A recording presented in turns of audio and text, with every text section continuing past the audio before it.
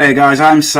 Welcome to A.C.E Podcast Nation, the home of the Danny Batten Fight Show. This is episode 89, and tonight we are having an exclusive interview with Cage Warriors Flyweight title contender Luke The Apocalypse Shanks. I'm delighted to welcome you back to the show, Luke. How are you, mate? Hey, very well, thanks. Si, how you doing, man? All good, mate. Looking forward to having a chat. We haven't had a chat for quite a while, and lots and lots has happened in the meantime. But just before we get into that, I did want to say Danny is still struggling, still ill, so he's not going to be joining us this evening. But his name is below us in homage to the man as he sleeps it off. But we're hoping he'll be back on Sunday when we'll be joined by Bellator welterweight Luke. Got Luke on the brain. Lewis Long, which looking forward to that. But before that, we've got the title contender. So I guess we'll start, mate, with... I don't know, where should we start? Do we start with the upcoming fight, or do we start with the last time we spoke? And I guess let's go in chronological order. And I mean, the last time I spoke to you, we did I think we did like a 20-minute interview about just your fight, which was upcoming at the time, which was you defending your title against Jake Hadley.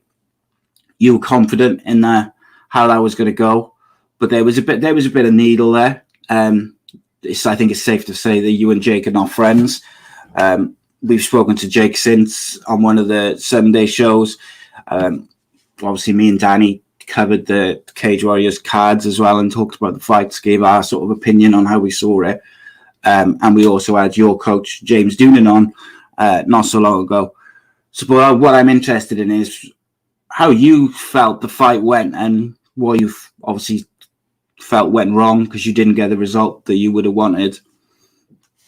Yeah, it was literally, I won it in September, so I had that belt just under a year ago. So, I won that. And then, it's such a horrific weight cut for that one that I should have really been a wake-up call that I was getting away with these terrible weight cuts.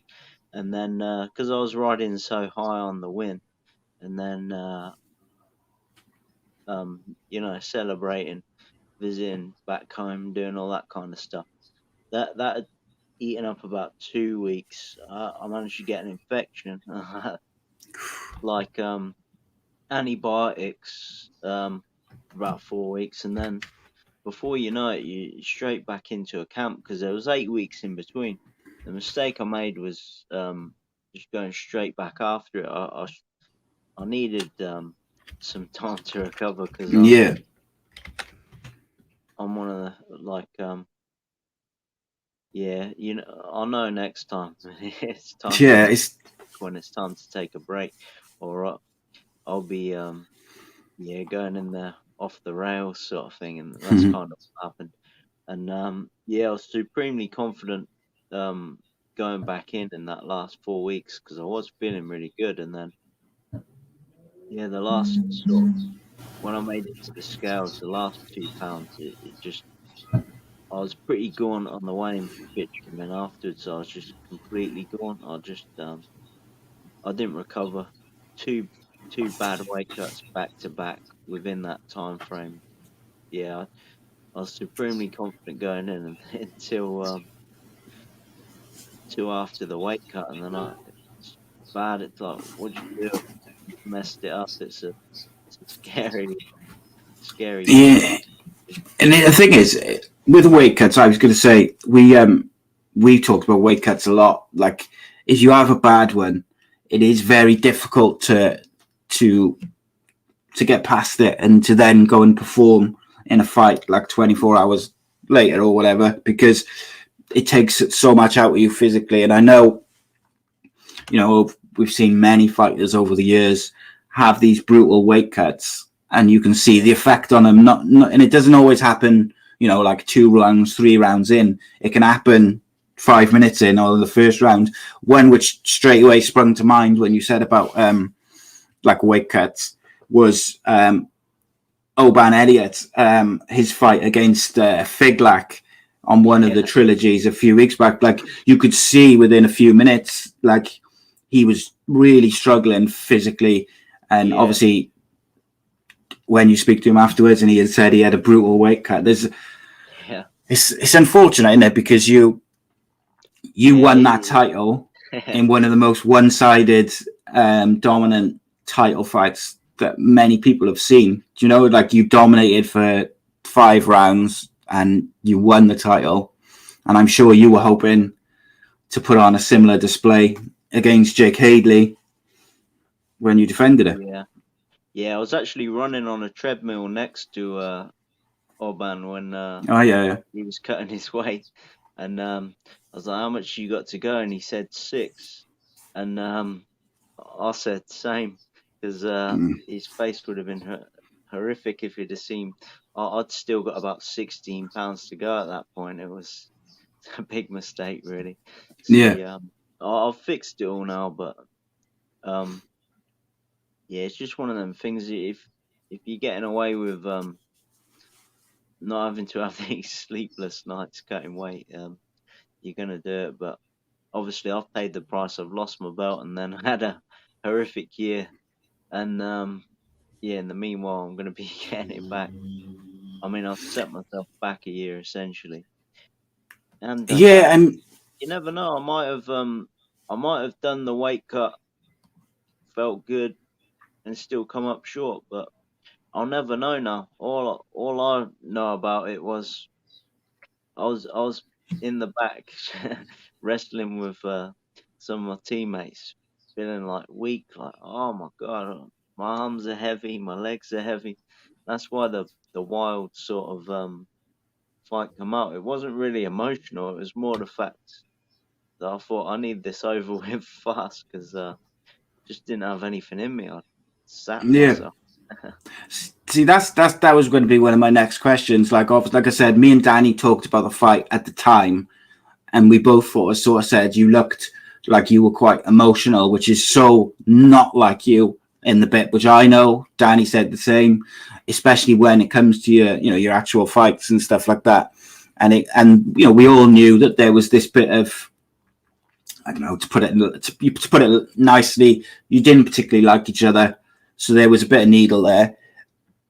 So from the outside looking in, we were sort of wondering whether it was emotion, but like you just said there, it wasn't emotion in terms of you wanted to get your hands on him. It wasn't about that. There was more reasons, I think. That's interesting. I'll have to sort of update you on them later on. But it's one of them ones you only really speak about, say, when your fighting career is done. But there's always sort of things going on and reasons for what you've done. But that's why a lot of the guys that are undefeated, they've pulled out of fights last minute, this and that. I'm not one of them guys, man. Probably would have been smarter my whole career, but I don't do that. If I sign to fight, I fight, and So there was never a point where, for that, obviously it was your first title defense as well. Was there ever a point at any sort of minute where you thought I might have to, or you were going to pull out and do it at a later date? Did it cross your mind at all? Well, I kind of pretty much from getting antibiotics and all that kind of stuff, maybe. But at the end of the day, I'm not I'm sort of not living under my parents' roof like him. You know what I mean? I've got bills to pay. I can't afford to pull out of these fights. I've got to fight, and that's just the way I chose to do it. I just chose to put everything in, give up work, and just survive on a low wage to fight full time. And then I just rolled the dice and see what happens. And don't really matter. No one really cares till you get in the UFC. No one really cares what you do or how you got there. They only really care about the finished product. So it's no big deal on my part. I mean, it was embarrassing that I couldn't perform how I wanted to perform, but it's all behind me now anyway.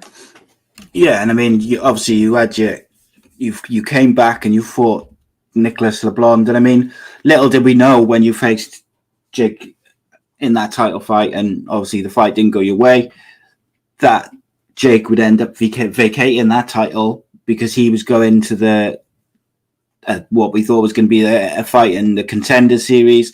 So then you fought Nicholas LeBlanc, and you're going to face our recent guest Sam Creasy in the sort of flyweight tournament final. So you only had one fight really, which has not been a title fight, and that was against Nicholas LeBlanc. Yeah. Was it important for you to, after the Jake Hadley defeat, to come back and put on a strong performance versus Nicholas LeBlanc? Yeah, originally, well, say 3 months after, I was eager to get straight back in there and got my weight down, got my diet in check, all that stuff. And yeah, Amazon pulled out, and then that Serdar Atlas was to take his spot, and then he pulled out. I think he was just signing the fight to get his contract, sort of thing. Mm-hmm. Which fair enough, but it's a bit of a pussy move if you ask me. Mm. And then but these guys have got to do what they got to do. But yeah, I kind of thought that going in. I was like, there's no way he's gonna fight me 4-1 Swedish guy. And yeah, my teammate Scott done a right number on him anyway, so it kind of Yeah, kind of got that one back to back. So yeah, I've done that fight camp, and then yeah, you're at the end like, man, I've just went through a whole camp, and then you got to do it all again. And yeah, done it all again. I was fit and strong going into that one, and then I actually cut my arm on the cage, just right on the edge of the cage, and it was sort of just there. I was so fixated on getting my diet and everything in track that it managed to get a staph infection. I should have been like covering it, creaming it, and all that stuff, but I was just training 4 hours a day, all battered and bruised in these camps. Yeah. And anyway, yeah, I got this staph infection. I weren't feeling good, and then yeah, one of my corner guys, he'd his boy's been in the nursery, caught a virus, and he didn't know on his way up. He gave me this virus in the hotel.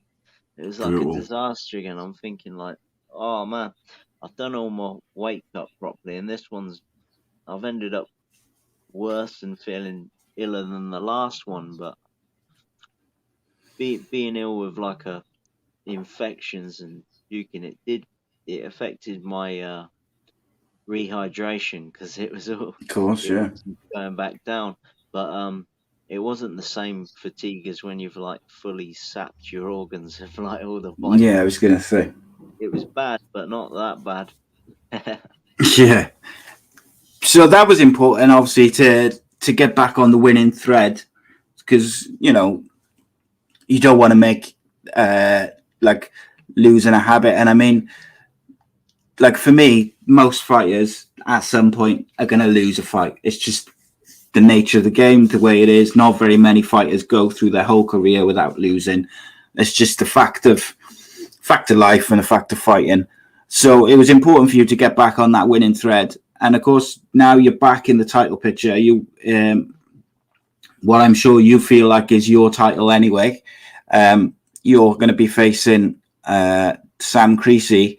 Sam was very complimentary of you a couple of weeks back, but equally, was confident in his own ability and thinks that he will win. What about you? Like, I'm assuming something similar, most likely. But how do you feel about that Sam Creasy fight now coming up? Yeah. Well, yeah, because it's been a rough year. I've had that many things go wrong now. Everything's going right this time. There's no like underlying injuries or anything like that. Yeah. that I've had before, coming out of these fights, battered and bruised. So yeah, I'm just, it's almost like a relief just managing to get in there without anything going wrong. So yeah, I mean, like you say, Sam's a great guy.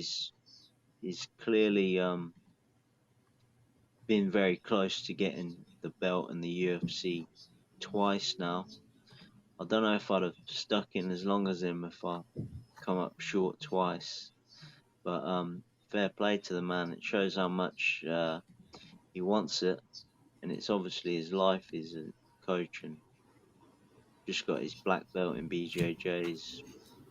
It's his Yeah, life as well. So yeah, he's a great guy. He's obviously been caught twice and finished when he's come up short on the belt, but in between he's been pretty flawless. So and I think he's changed his cardio again.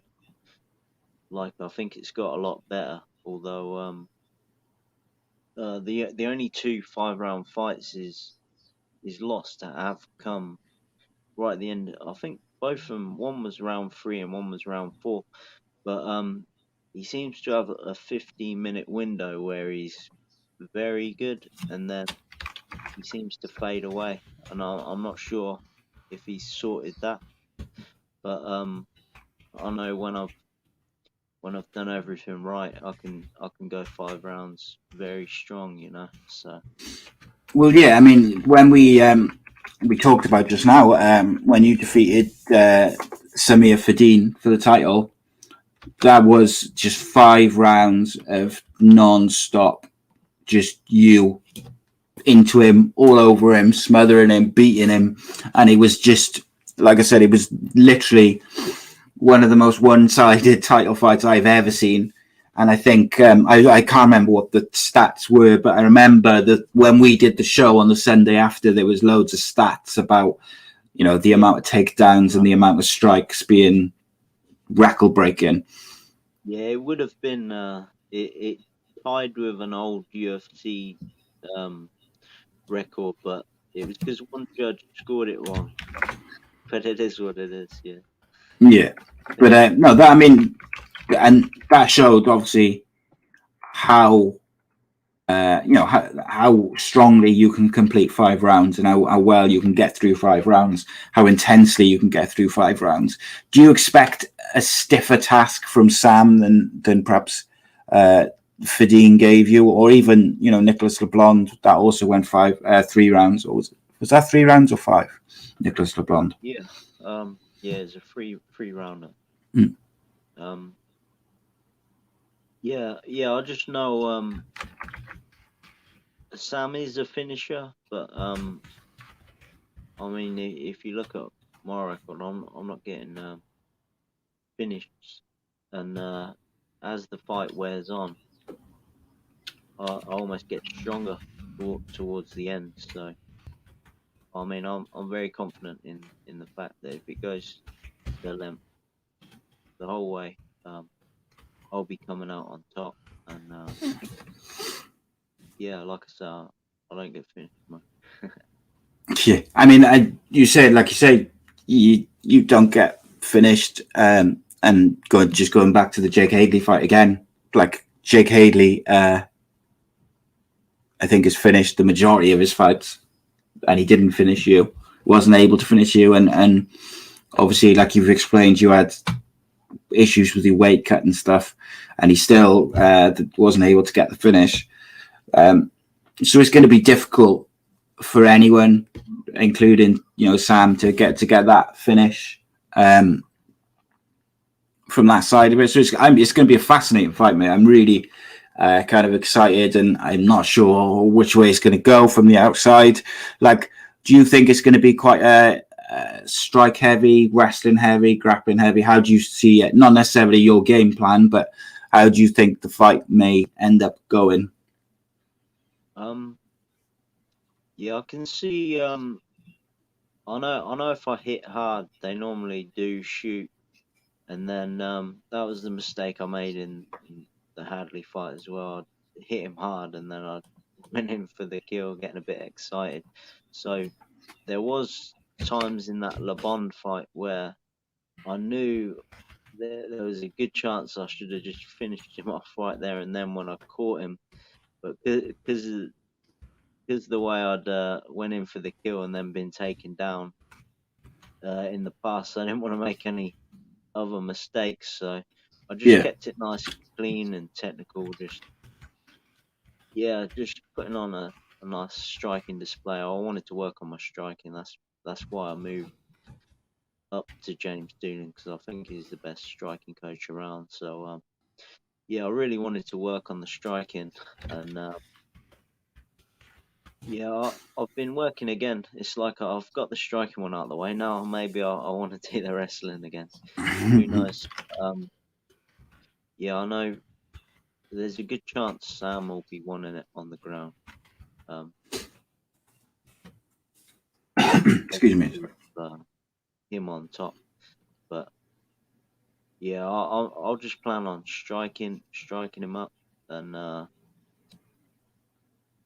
know. Is that Sorry, mate, to interrupt you there. I was just going to say, if you've got like an opponent who you've got coming up, and you know that they might be looking to take you down, and they want to try and get on top. Is that, as a fighter, do you then look at things like submissions from the bottom and things like that, or will you just look at sort of defensive aspects of trying to avoid those situations? Like I'm interested in kind of the tactical and the strategic side of it in terms of what you'd look at as a fighter. I pinged Le Bond, and again, I got a bit excited once in the fight and got taken down, and because obviously I didn't want that happening again, I'd just been working straight back to the feet. So then I just got straight back to the feet, and I took him down before that, and I just stood straight back up because I just wanted it was almost like, I'll see if I can take him down. I took him down quite easy, and then it's like you've got it in the back of your cards in case you get desperate, you can take the guy down. But if you can win on the feet quite easily, you're better off just taking the path of least resistance. So that's what I'll be doing. Just taking the path of least resistance. If he's causing me problems, I'll go for a takedown. But if he's not, I'll just stay on the feet and defend his takedown. In terms of, and I don't necessarily just mean with this fight, but with fighting generally, are you kind of the kind of guy who wants to have a bit of fun in there and, enjoy it? Or do you want to just get the fight done, get the win, and get out of there with the least amount of damage as possible? Because some guys, they just love it, don't they? Like and then before. Yeah, I was like that before. I just wanted to put on a nice display, I wanted to entertain, wipe guys out, but of course I want to do that, but the first thing's getting the win, so I won't be taking any big risks like I've done in the past at this point in time, because obviously I've just been set back a year by making some stupid mistakes. So first, get back on track. I mean, it'll be an exciting fight regardless, but in terms of, it will be exciting, and I do like to excite, but I won't be taking any silly risks like last time. I'll just be keeping myself safe. Yeah, and I mean, Danny, who's in the chat, he apologizes for not joining us. He's still not feeling very well. For any latecomers wondering why Danny's not here, but Danny says he agrees. He thinks Sam will need to take it to the mat at some point to take the rounds with the judges, as he's unsure if he thinks he can keep up with the vicious pace on the feet from you. And I think, I agree with Danny, but that was one of the things, again, which stands out generally in your fights, but particularly in the Fadine fight, where it was so intense for those 5 rounds that it was like just insane pace, wasn't it? We had a question sent in by Gaz. He sent it to me earlier on because I thought I saw him in the chat, but he sent it to me earlier, and he said, with Jake Hadley's Contender Series fight currently off because of visa issues, he says when you win the title versus Sam Creasy, so he obviously fancies you. He says, would you like to have a rematch with Jake Hadley to to bed the feud and your defeat. Yeah, of course, man. Anyone I've ever lost to, I always wanted a second shot. Yeah. And yeah, it's no different. I think that he's left in limbo now because I don't know if he bottled his visa issues or whatever he done, but he had enough time to get a visa, man. I think it's a tactical move by himself. But then, yeah, I don't think Cage Warriors want him back, so it's a weird one. I'll probably have to catch him in the UFC, but it's a weird one because like some of the UK fighters and the European fighters have got visas for this UFC card coming Saturday, which was obviously switched from the London, and then some fighters didn't who were on that card. Obviously, there seems to have been some sort of visa issue with Jake in terms of the Contender series, which was announced a bit earlier. It is strange. From what I can gather, after his fight with you, there was not many people who wanted to fight him, but I don't know how true that is. But I know previously people like Jack Shaw have struggled to get fighters to want to fight him because they want to keep hold of their other fighters want to keep hold of their undefeated records and things like this. I'm not sure the ins and outs of it, but I mean, it's interesting because that is a rematch that I'd like to see, and something which Danny has talked about a lot over the last couple of months is sometimes it can be frustrating for British fans because you see these top level guys like yourself and Jake, or who was it that we saw, Jordan, and some of the guys which he could potentially fight and has fought. You're meeting in Cage Warriors and you're cutting off each other's undefeated streaks and runs of victories, when really you want to see these fights on the biggest stage when both fighters are at their peaks of their careers. Is that something, like you mentioned earlier, actually, that ultimately kind of the journey up in Cage Warriors and things like that, what matters is when you get to the biggest stage and you're the finished article as a fighter and as a competitor? Yeah, there's other avenues you can take. Like, you don't have to go on Cage Warriors. Plenty of guys have got to the UFC the path of least resistance, like fighting 15 guys, getting undefeated and then going there.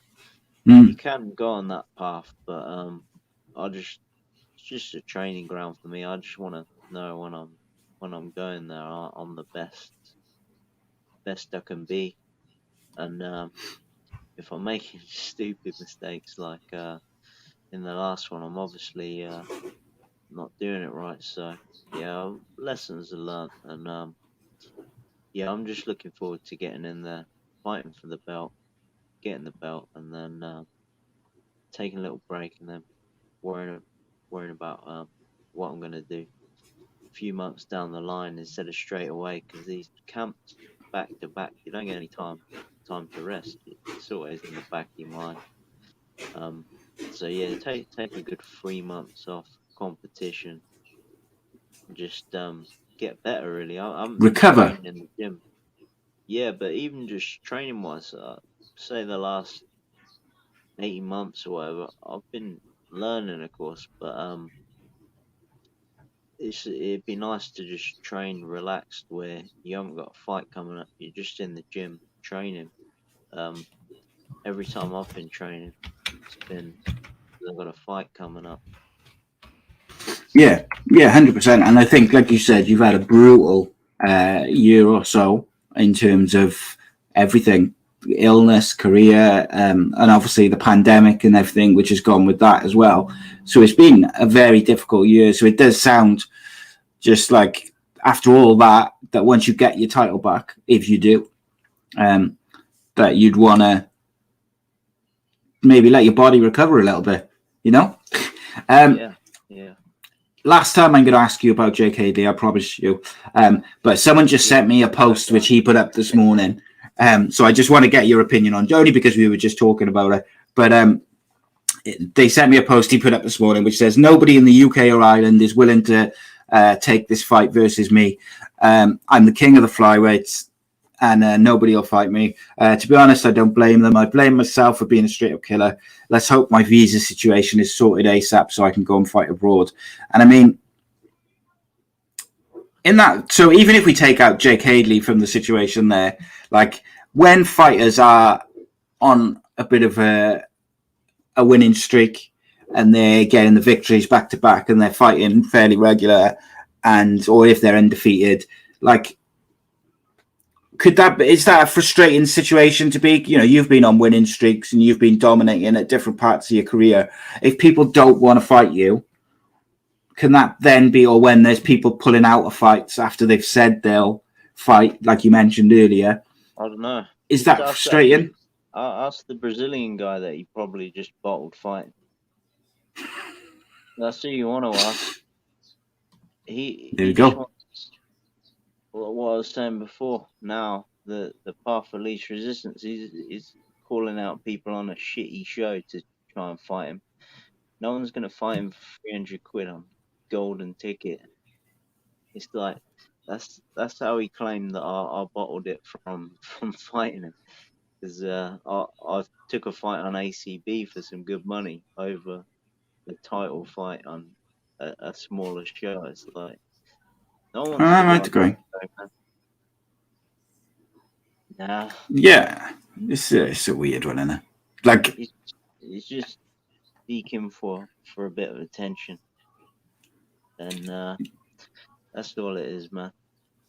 Yeah. Well, speaking of people who like attention, and that's not me saying that Jake likes attention, by the way, but I think all fighters like attention. Let's be honest. But Jake Paul and Tyrone Woodley fought on the weekend, and I think the whole of the MMA world was hoping that Tyrone Woodley was going to finally put an end to it, mate.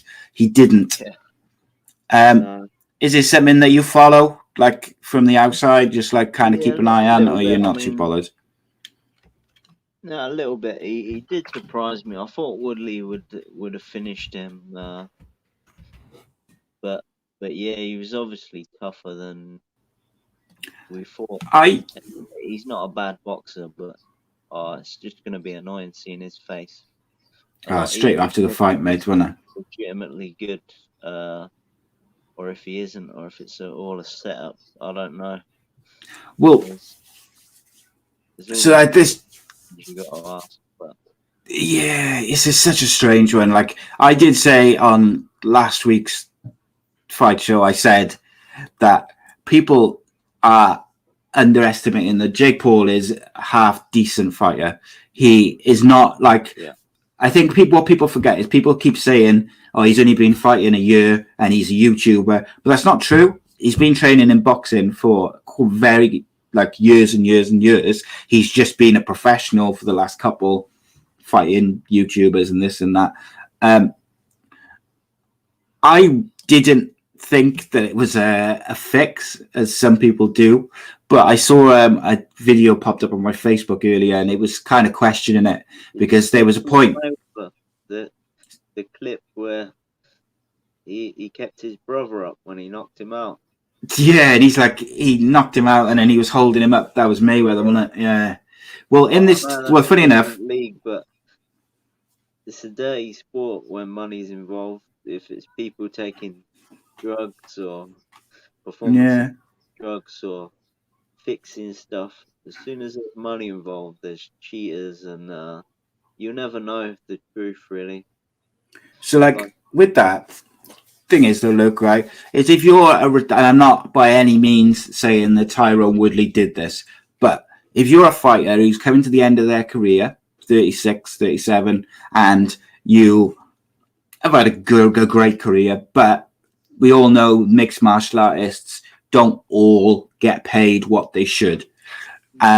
If a famous YouTuber comes along and says, "I'll give you £2 million to box me," You get £2 million cash plus a cut of the pay-per-view, but all you've got to do is not beat me and make it look half decent.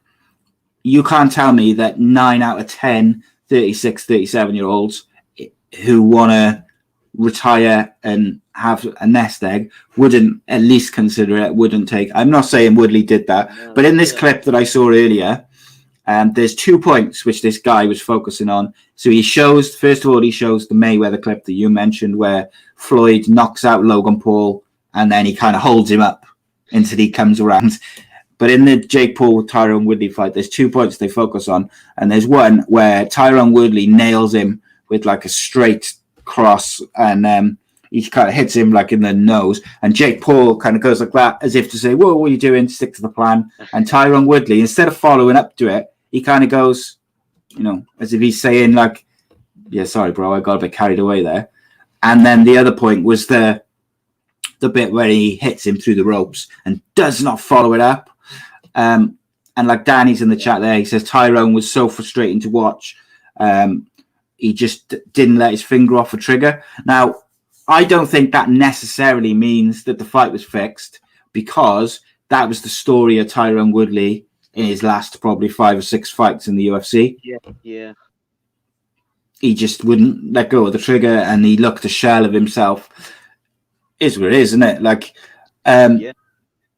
if you got offered the big money to fight one of the Paul brothers, or even just a UK YouTuber for big money, would you fight him in boxing? Well, yeah, of course, and that's just it. If you speak to his mate Askren, he's saying the same shit. It's like, I've earned so much money doing this.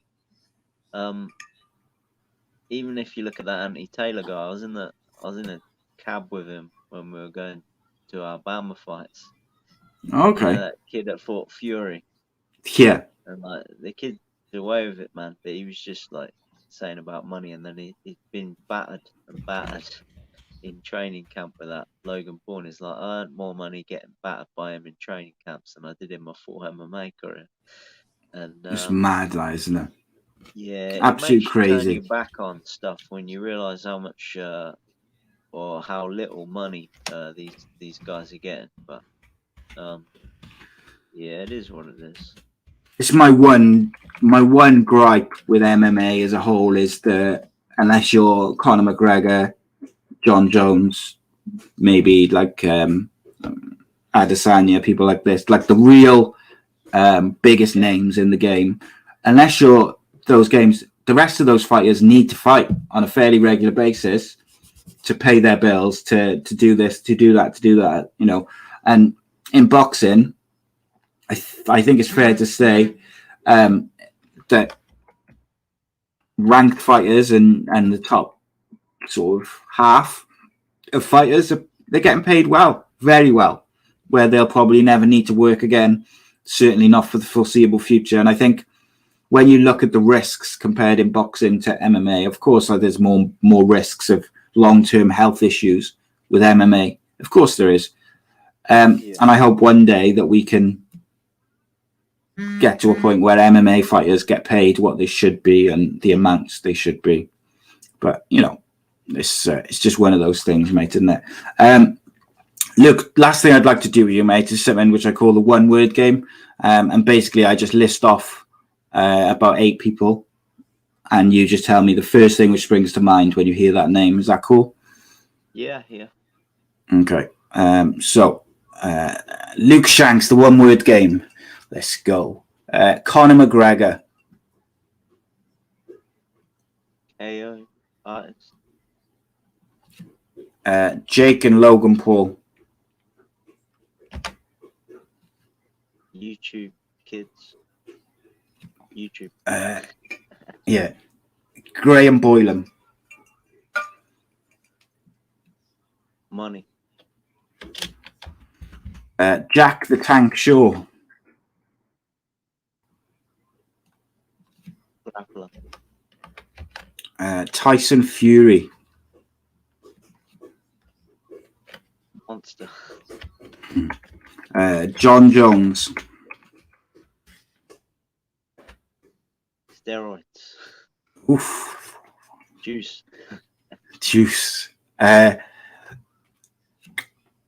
Daniel Cormier. Wrestler. And then finally, Demetrius Mighty Mouse Johnson. Goat. I'll give him the goat.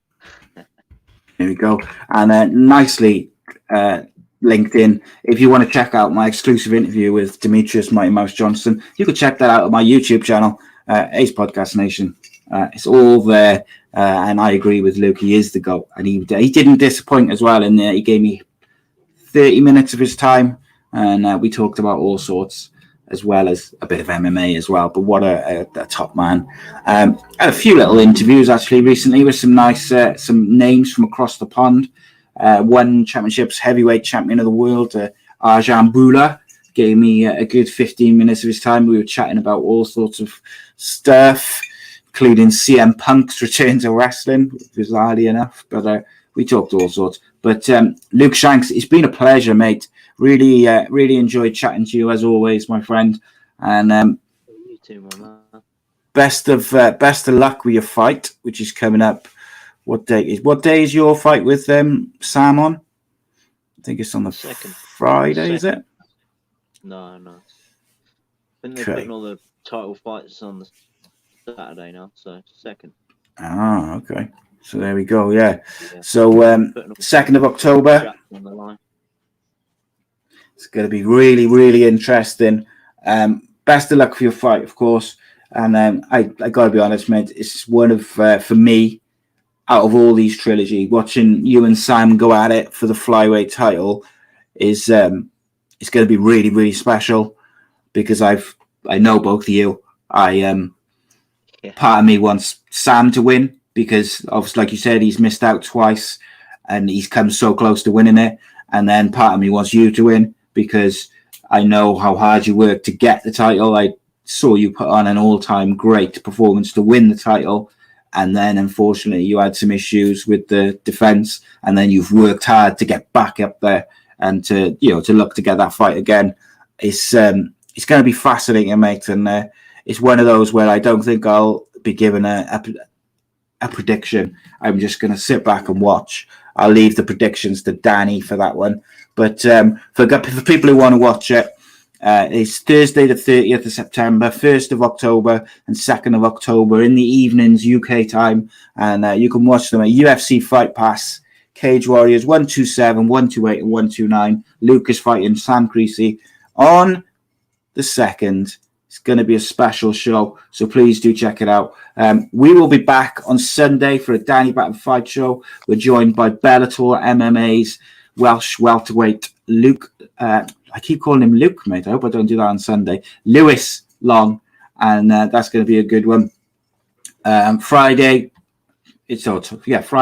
evening, myself and Rodri Giggs begin our new show live, 7 o'clock, talking all things football. So join us for that. But until then, we bid you a farewell. Thank you for everyone for joining us. Thank you for everyone who downloads the audio and watches later on. Appreciate it. Take it easy.